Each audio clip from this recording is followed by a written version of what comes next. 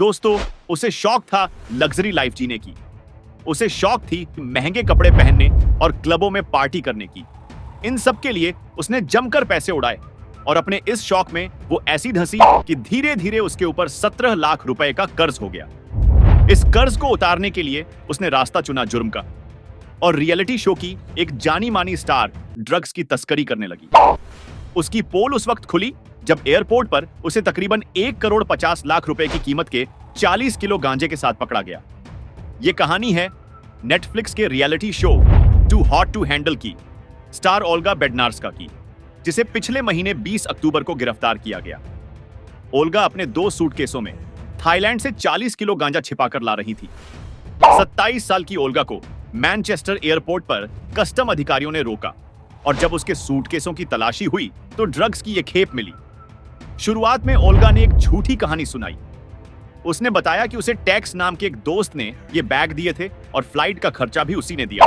उसे कुछ डिजाइनर कपड़े और घड़ियां लाने को कहा गया था। हालांकि कस्टम अधिकारियों ने उसकी बात पर यकीन नहीं किया और मामला कोर्ट में चला, जहां आखिरकार ओल्गा ने अपना गुनाह कबूल कर लिया। उसने कोर्ट में बताया कि उसके ऊपर करीब 17 लाख रुपए का कर्ज था, जिसे चुकाने के लिए उसने यह रास्ता चुना।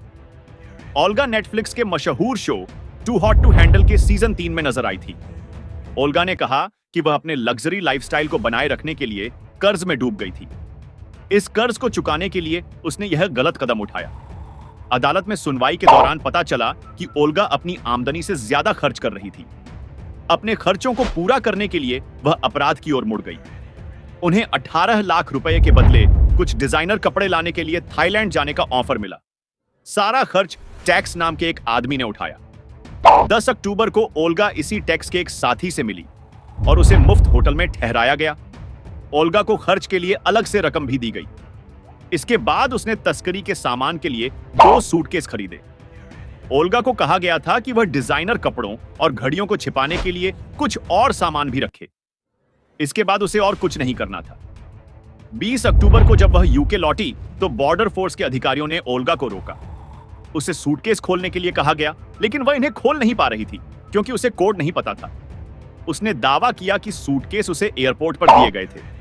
इसके बाद अधिकारियों ने उसके कपड़ों के नीचे वैक्यूम सीलबंद गांजे के पैकेट बरामद किए। 2 सूटकेस से कुल 39.4 किलो गांजा बरामद हुआ, जिसकी कीमत लगभग 1,50,00,000 रुपए है। मामले की सुनवाई करते हुए जज ने कहा कि आपने किसी ऐसे व्यक्ति पर भरोसा करने का फैसला किया जिसे आप ठीक से जानती भी नहीं थी। आप अपने फायदे के लिए दूसरों के निर्देश पर काम कर रही थी। ओल्गा को 20 महीने की सस्पेंडेड सजा मिली है। इसका मतलब है कि उसे तुरंत जेल नहीं जाना होगा, लेकिन उसे 15 दिनों का रिहैबिलिटेशन प्रोग्राम पूरा करना होगा। ओल्गा मूल रूप से पोलैंड की रहने वाली है और अब मैनचेस्टर में रहती है। सोशल मीडिया पर उसकी अच्छी खासी फैन फॉलोइंग है।